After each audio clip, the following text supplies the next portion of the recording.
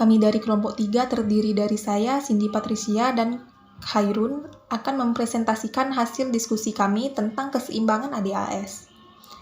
Pertama itu pengertian AD. Permintaan agregat atau aggregate demand adalah hubungan antara jumlah output diminta dan tingkat harga agregat.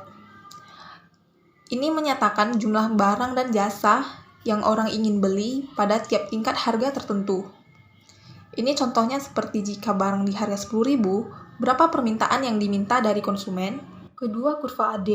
Kurva permintaan agregat AD menunjukkan hubungan antara tingkat harga dan jumlah barang dan jasa yang diminta.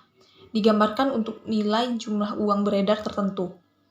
Kurva ini miring ke bawah. Semakin tinggi tingkat harga, semakin rendah tingkat keseimbangan real. Dan karenanya, semakin rendah jumlah barang dan jasa yang diminta. Inti slide ini, semakin mahal harga barang, maka semakin sedikit juga permintaan konsumen, dan ini contoh gambar kurvanya.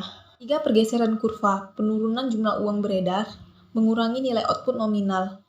Untuk tiap tingkat harga tertentu, output jadi lebih rendah.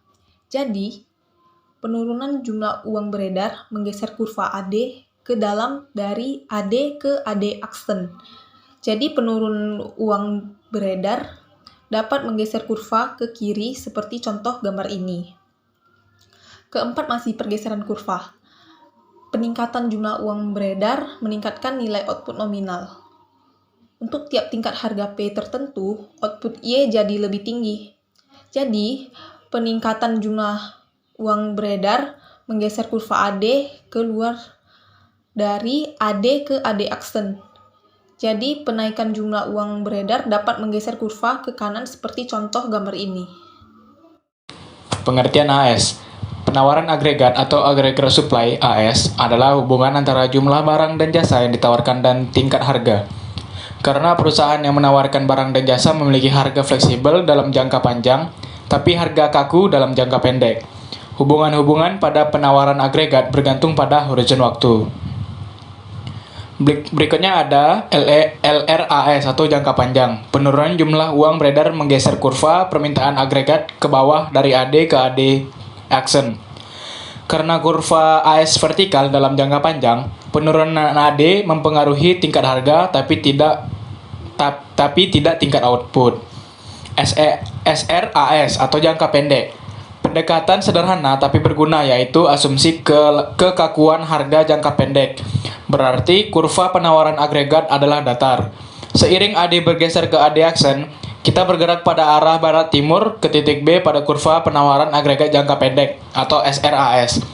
Maka dalam jangka panjang kita bergerak dari B ke C atau bergerak ke atas sepanjang AD aksen. Keseimbangan ADAS. Keseimbangan ADAS atau keseimbangan makroekonomi artinya dalam analisis ADAS telah memasukkan unsur perubahan harga dalam analisis keseimbangannya. Perpotongan di titik E berarti permintaan agregat adalah sama dengan penawaran agregat pada pendapatan nasional real sebanyak YE dan tingkat harga pada PE. Titik E merupakan keseimbangan yang akan dicapai dalam perekonomian karena perusahaan tidak akan menambah atau mengurangi output yang diproduksi. Di slide berikutnya bisa kita lihat yaitu adalah kurva ADAS. Terima kasih.